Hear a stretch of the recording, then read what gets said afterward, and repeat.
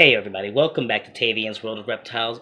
So I noticed in my last video that something went wrong and the pictures that I was trying to show you of the animals that are no longer with us did not show up. And I was talking a little bit about some of the animals that I did rehome, but I didn't name them all, and I still want you all to know exactly which animals are no longer with us here at the TWR family. So I'm going to go ahead and insert the clip that was originally supposed to go in that video right here. So I hope you enjoy. Sorry about the mistake.